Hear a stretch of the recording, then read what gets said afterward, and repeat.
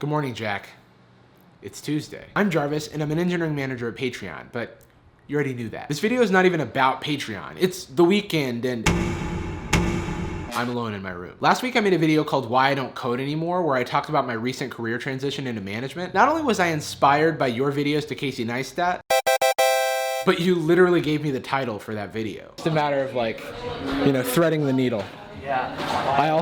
Why I don't code anymore. It's almost like you used to make videos for a living. Today I wanted to tell you a story. It's the story of how you, Jack Conte, inspired me to quit my job. The last one, before Patreon. Now, you may not remember it because you weren't there. Walk with me.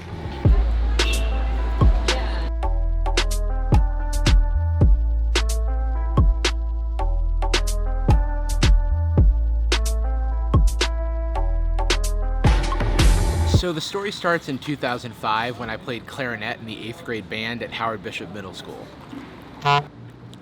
We were playing on the computer in the band director's office when somebody told me to go to youtube.com because they wanted to show me a video.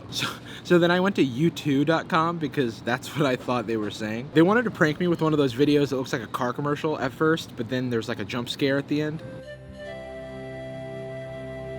And then it scares you because kids are the worst. But hey, it was my introduction to YouTube. Fast forward about a year and a half later, and I stumble on a new YouTube channel. It was pitched as a social experiment where two brothers communicated only via YouTube for a year. They called it Brotherhood 2.0. The two brothers were Hank, who was a blogger and science advocate, I think, and John, who was an author who'd put out a few books, I guess. The point is that didn't matter. I wasn't really focused on their outside lives because I was far more concerned with what they were building online. It was one of the first online communities that I was a part of, and I watched their videos religiously.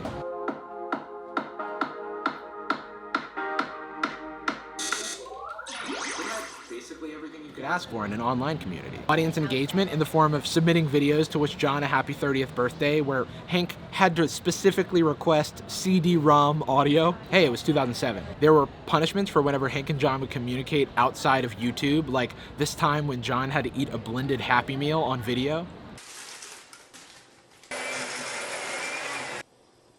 I think I'm gonna puke. And the community had a name, which unceremoniously came from this old arcade game in one of John's vlogs. This game seems to be called Nerd Fighters. In my awkward teenage years, where I didn't really feel like I belonged to anything, I'd found my people in Nerdfighteria. Vlogbrothers were uniquely responsible in exposing me to world issues like the political situation in Nepal circa 2007 in a way that my 14-year-old brain could comprehend. And they challenged me to imagine people complexly, all while making fools of themselves and teaching me that adulthood doesn't have to be all that serious. They inspired me to create, even though my videos at the time were just dumb.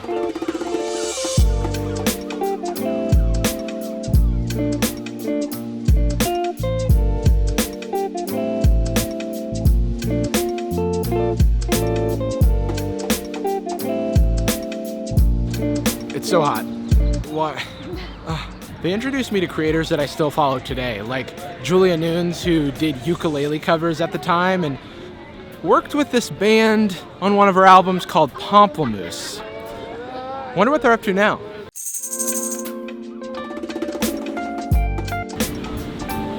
Hi.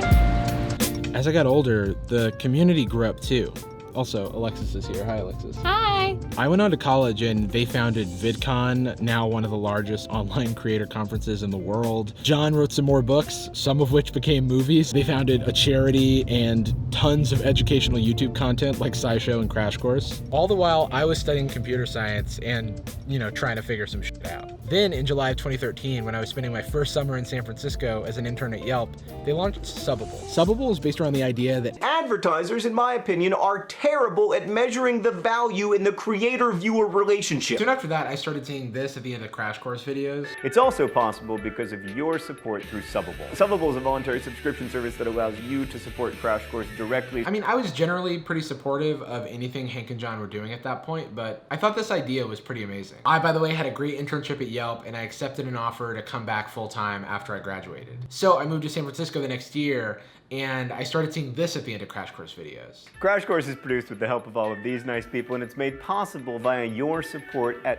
Patreon. Which apparently was a result of an acquisition, but I didn't think much of it at the time. A couple years in, and I found myself stagnating a bit at work. The organization had grown a lot in the year that I was finishing school, and I never quite found that sweet spot when I got back that I once had as an intern. But I loved the place and the people, and I was willing to work on it. And I'd also found myself like further and further away from some of the online communities that had initially been so meaningful to me. Then one day I check Facebook and see that my dear friend Jamie, that's your twin sister, had started a job at Patreon.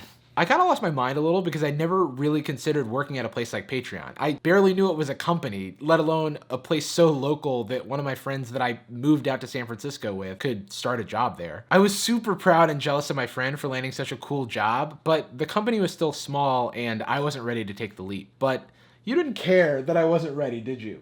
You were ready. Jamie gave me and you, Jessica, the hard sell on the company. You're still there? I'm still there. So eventually she wore me down and I sent in my resume.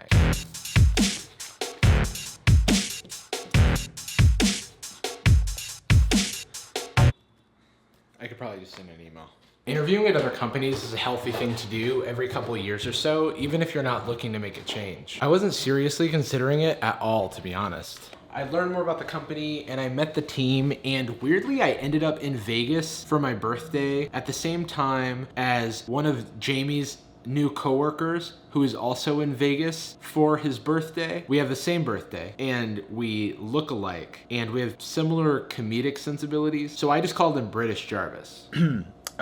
You called me what? Not like our similarities would lead to us starting a podcast together. So I was in a tough spot because like the team and mission seemed cool, but I didn't really know these people. They could have just been putting on a show, you know? Not to mention my imposter syndrome creeping in and making me think that if this went south, I would never be able to find a job again. Things just felt more and more real as time went on. Like Jessica got an offer, I got an offer, and I was starting to seriously have to consider what I was gonna do. I don't know if it seems like it, but it was really hard on me at the time. I remember leaving myself like voice memos on my phone to, I guess, just try to work through it. Super overwhelmed right now. I just don't know. I just don't want to make anybody disappointed in me. Wow. I recorded this like 2 years ago to the day. So after that month of deliberation and concern and talking with family and friends and old managers, and crying while giving my 2-week notice, I decided to take a leap of faith and join Patreon.